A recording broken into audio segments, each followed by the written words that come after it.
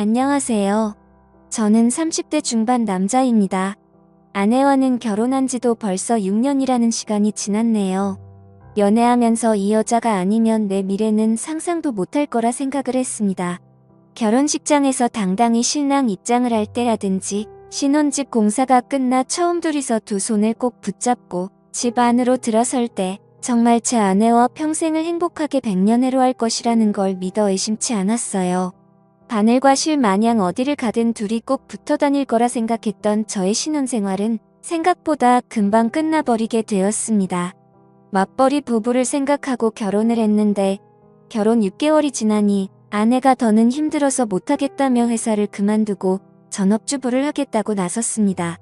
아직 갚아야 할 대출도 있는데 아이가 생긴 것도 아니고 너무 이른 것 아니냐 했더니 아내는 대학 동창 누구는 이렇게 살고 옆집 사는 누구는 저렇게 산다 하면서 자기가 아는 사람 이름을 하나씩 대면서 걔들은 결혼하고도 회사는커녕 집에서도 손에 물도 안 묻히고 편하게 산다는데 자기는 돈까지 벌고 집안일도 해야 하느냐면서 둘 중에 하나만 하겠다고 하는 거예요.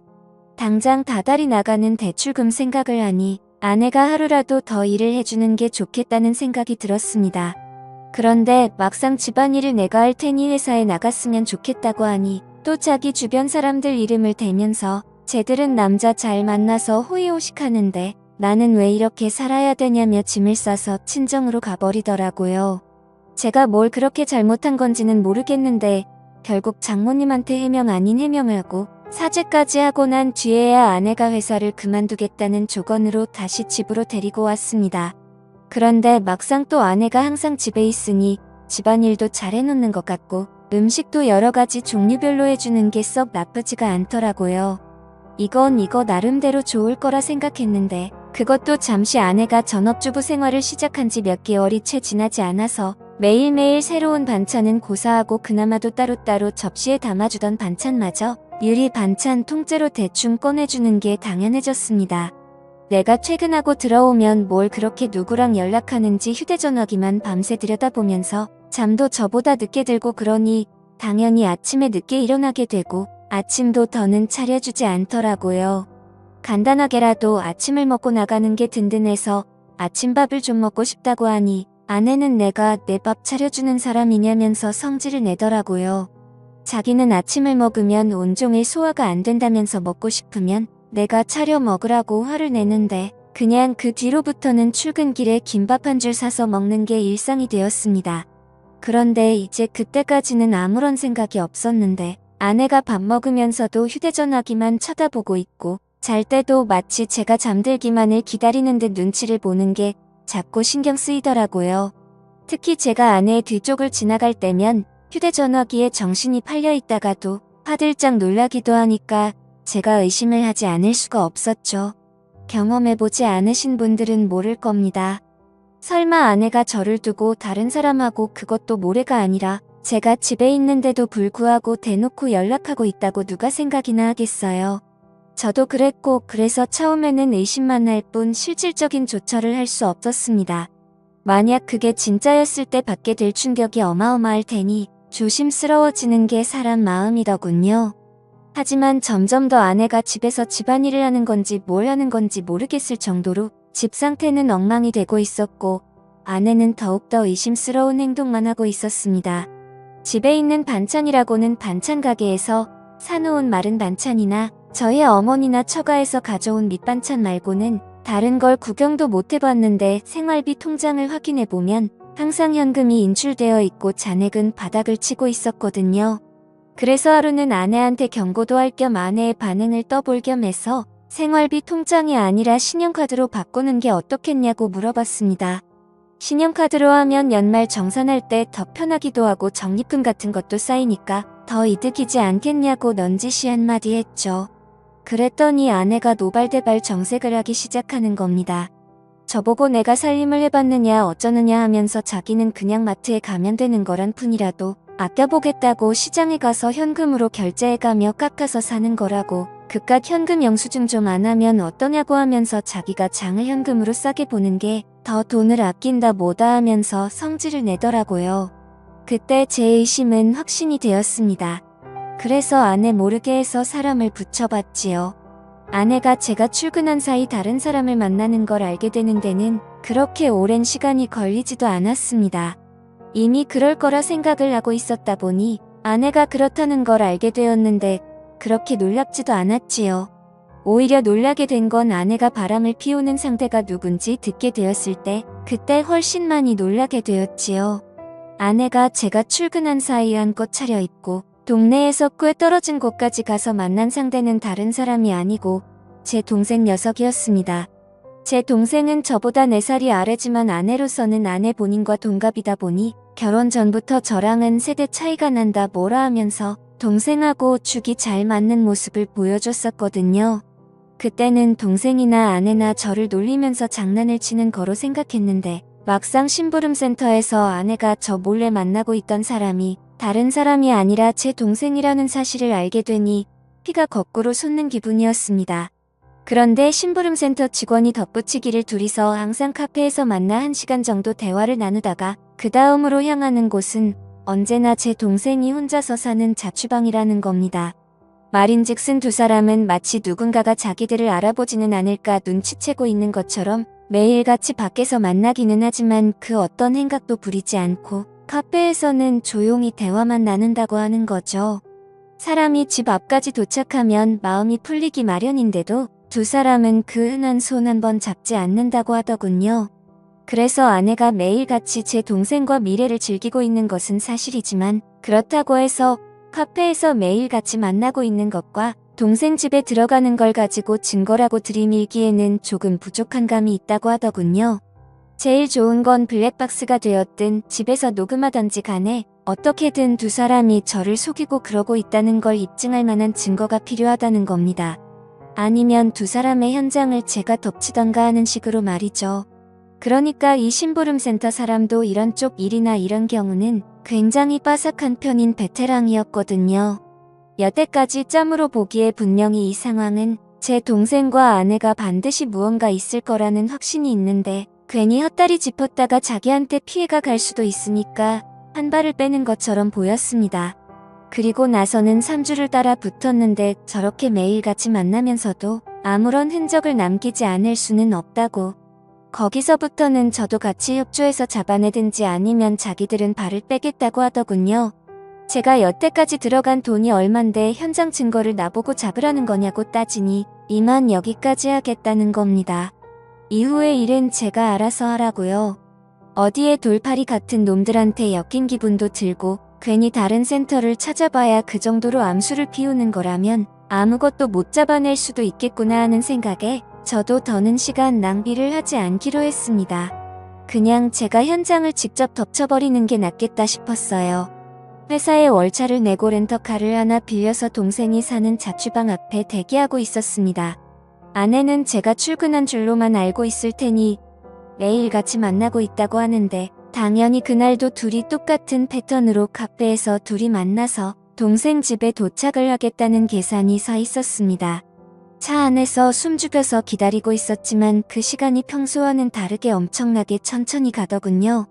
이 무더위 속인데도 모자도 뒤집어 쓰고 최대한 안 보이게 동여매고 있으니 거기에 차 시동도 걸어놓지 못하는 상태다 보니 정말 죽을 맛이었습니다.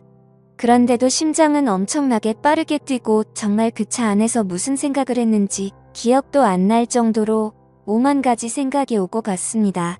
아니나 다를까 거의 매일같이 똑같은 패턴으로 행동한다는 말과 똑같이 두 사람이 시야에 들어오더군요. 사진으로 보는 것보다 실제로 보니 정말 치가 떨려서 그 자리에서 문을 박차고 나가 두 사람한테 욕 한 바가지를 쏟아붓고 싶었지만 현장을 덮치기 위해 속으로 참을 인자를 새기면서 겨우겨우 참아냈습니다. 카페에서 둘이 시간을 보냈으니 집 안에 들어가자마자 본 경기를 시작하려나 그 길로 저도 뒤따라 들어가 문을 열고 들어가고 싶었지만 참았습니다. 그때의 1분 1초는 정말 제 인생 그 어떤 시간보다 느리고 천천히 흘렀습니다. 무더위에 두 사람 다 걸어오느라 고생 좀 했을 테니 땀이라도 식히겠거니 싶어서 조금만 더 시간을 두고 기다리기로 했지요. 동생 집 비밀번호는 제가 이미 알고 있었습니다. 뭔가를 바꾸는 걸 별로 좋아하지도 않는 성격이어서 예전부터 한 번호만 쭉 고집해온 녀석이거든요. 이미 두 사람이 집에 들어간 상황에 저도 뭘 더 차 안에 있을 필요가 있겠나 싶어 저는 이미 동생 집 앞까지 들어와 있는 상황이었습니다. 얇아빠진 철제 현관문 너머로 아내와 동생의 목소리가 들려오는데 정확하게 무슨 내용을 말하는지는 들리지 않았지만 동생이 벌써 시작을 한다느니 어쩌니 아내가 오늘은 조금 빨리 좀 끝났으면 좋겠다느니 어쩌느냐 하면서 하하호 거리며 이야기를 주고받더군요. 아니나 다를까 5분도 걸리지 않아서 두 사람은 뭘 하는 건지 문 너머로 들려오던 소음도 하나 들려오지 않고 조용하니 아무 소리도 들리지 않기 시작했습니다. 둘이서 나눴던 대화 때문에라도 이미 미칠 것 같았는데 막상 아무 소리도 들리지 않으니 눈앞이 깜깜해지더군요. 더는 기다리지 못하겠다 싶어서 문을 박차고 들어갔습니다. 들어갔는데 두 사람은 제가 생각한 것과는 정반대로 서로 멀찌감치 떨어져 앉아 있더군요. 옷도 제대로 갖춰 입고 있었고 말이죠. 오히려 그 문을 따고 들어간 제가 더 당황스러웠습니다. 지금 뭐 하는 거냐고 크게 외치면서 들어갔는데 오히려 제가 민망한 상황이 되어버렸어요. 아내는 집에서 재택근무 형식으로 일할 수 있게 인터넷 사업을 구상 중이었고 그 과정에서 컴퓨터에 능숙한 제 동생에게 도움을 받고자 그동안 동생을 만나왔던 겁니다. 오히려 제가 동생과 아내에게 몹쓸 짓을 하고만 상황이 되어버렸죠. 손이 발이 되도록 싹싹 빌어야 했습니다. 아무리 의심할 게 없어도 그렇지 어떻게 동생과 아내를 그런 사이로 의심할 수 있느냐고 동생에게 한 소리 아내에게 한 소리 듣고 나서 나아가서는 어머니에게 한 소리 또 듣고 장모님한테는 아주 가루가 되도록 욕을 얻어먹었습니다. 졸지에 저는 아내랑 친동생 사이를 의심하는 의심병 환자가 되어버렸죠. 그 이후도 후유증이 엄청나서 아내와는 서로 말도 하지 않고 지내게 되었습니다. 그렇게 되니 너무 억울하더라고요. 그래서 아내의 뒤를 캘 때 고용했던 심부름센터 직원을 만나서 따졌습니다. 어떻게 자기는 아무 잘못 없다 잡아떼고 면피를 하려고 할 줄 알았는데 심부름센터 직원이 돈은 다 환급해준다고 하면서도 자기는 억울하다고 하는 겁니다. 자기가 이걸로 밥 벌어먹은 게 어디 한두 번 한 게 아니라고 나름 업계에서도 베테랑이라고 자부하고 다니고 그동안 경험으로 저와 제 동생의 사이가 거짓이 아니고 거의 확신에 가깝다는 듯이 이야기를 하기 시작했습니다. 이 양반이 내가 틀렸다고 하니까 자존심이 그렇게 상했나 싶었고 저는 사실 억울한 게 더 컸기 때문에 헛소리하지 말고 그럼 환급이나 해달라고 했어요. 그 양반한테 보수를 환불받는다고 해도 이미 엎질러진 물을 되돌려 놓기에는 힘든 상황이었지만 그래도 마음이라도 풀고 싶었거든요. 그런데 그 양반이 흔쾌히 환급을 해준다고 했다가 자기한테 짧게는 2주에서 길게는 2달만 시간을 달라고 하더군요. 제가 보수로 준 돈이 그렇게 큰 목돈이 아니었는데 이 양반이 돈이 궁해서 그러는가 싶었습니다. 그런데 그게 아니었고 자신은 지금도 확신한다면서 지금부터는 무료로 더 조사해본다고 하더라고요. 만약 그렇게 했음에도 자신이 틀린 거면 다 환불해준다고 말이죠. 안 그래도 헛다리 짚어서 쪽팔렸었기에 그냥 무시하려고 하다가 공짜로 해준다는데 내심 저도 껄끄럼해서 일단 알겠다고 했습니다. 그로부터 정확하게 한 달이 지나서 그 양반이 저에게 녹음 파일 하나와 사진 몇 개를 내밀더군요. 그리고 그건 사실이었던 겁니다. 아내와 제 동생의 사이가 말이죠. 심부름센터에 어떻게 그걸 확신했느냐고 했더니 주변 정황만 봐도 다 보이는 상황이라는 겁니다. 갑자기 커진 아내의 씀씀이와 돈의 사용처를 들키기 싫어서 현금을 사용하는 것까지 말이죠.